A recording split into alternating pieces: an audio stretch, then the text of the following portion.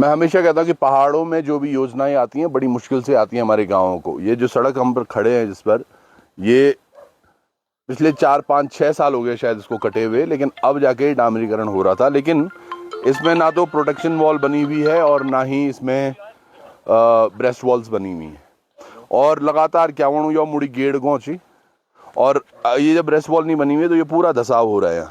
ये करीबन यहाँ से अभी 1.5 2 फुट नीचे जा चुका है। और ये तमाम ग्रामीण, इनका कहना था कि भाई पहले आप प्रोटेक्शन वॉल बनाओ। ये ऊपर भी आप देख रहे होंगे यहाँ कहीं ब्रेस्ट वॉल नहीं बनी हुई हैं जो बन जानी चाहिए थी। अभी हमने एई से बात की तो एई ने कहा है कि हम ठेकेदार को बोल देंगे, पर उसके बाद हमने अभी जेई से भी बात की, और जेई जो है इसमें उखीमठ, उन्होंने बोला है कि कल से हम इसमें प्रोटेक्शन वॉल का काम शुरू करेंगे। और साथ के साथ जहाँ ये इस तरह से धसाव हो रहा है इसमें वो चेक डैम लगा के, मैंने तो उनको ये भी बोला है कि आप नीचे एक बेडशीट बना दें पहले आप सरिये की, और उसके बाद उसमें पीसीसी डाल के तब उसमें आप डालें, ताकि अगर धसाव भी हो रहा हो तो थोड़ा मजबूती रहेगी और कुछ लंबा चलेगा कंस्ट्रक्शन।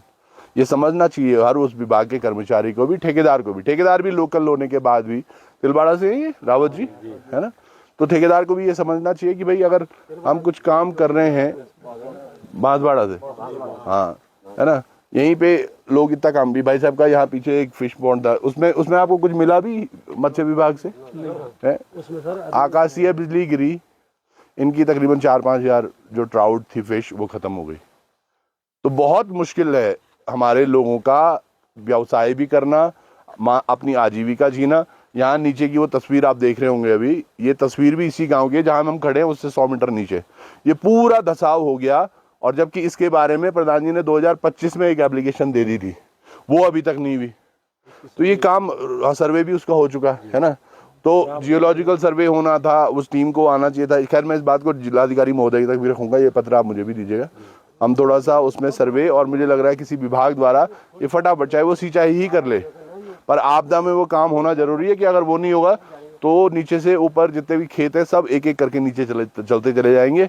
और बार बिल्कुल गांव के लिए खतरा है ही, क्योंकि गांव पूरा बीच में बसा हुआ है। इतनी सुंदर ये लोकेशन, यहाँ का आदमी अगर कुछ करना भी चाहेगा तो प्राकृतिक आपदाओं से बचाव के लिए जो पैसा आता है कम से कम उसको समय पर और सही जगह तो लगाया जाए। तो चलो कल इनका इंतजार करते हैं। और गाँव वालों ने साफ बोला है अगर इस तरह से नहीं होता है तो पहले हम ये सड़क का काम करवाएंगे बंद, क्योंकि इतने वर्षों से अगर आप नहीं कर पाए, यहाँ देखो कहीं नाली नहीं है इस पूरी रोड पे, तो उनको नाली के लिए भी स्पष्ट बोल दिया गया है कि पहले आप नाली भी बनाओ और तब जाके यहाँ से निकासी इसका स्क्रैपर में करो। खेत लगा रखा था वो कीवी पूरा, हाँ वो आदि तो कीवी का, इनका कीवी का प्रोडक्शन कर रहे हैं। सोचो ना, कीवी लगा रखा है, कहाँ से बीज आ रहा है, कैसे करके तैयार कर रहे हैं, वो आधा बह गया, आधा बहने के लिए तैयार है। और मुझे पता है अगर उसमें जल्दी संज्ञान नहीं लिया गया और भी बहेगा। भाई साहब के भी हैं वहाँ, भाई साहब के भी हैं, तमाम चीज़ें होती रहेंगी। तो पहले इस चीज़ के लिए ये प्रोटेक्शन वॉल इसमें लगा और नालियाँ बनाओ इसकी।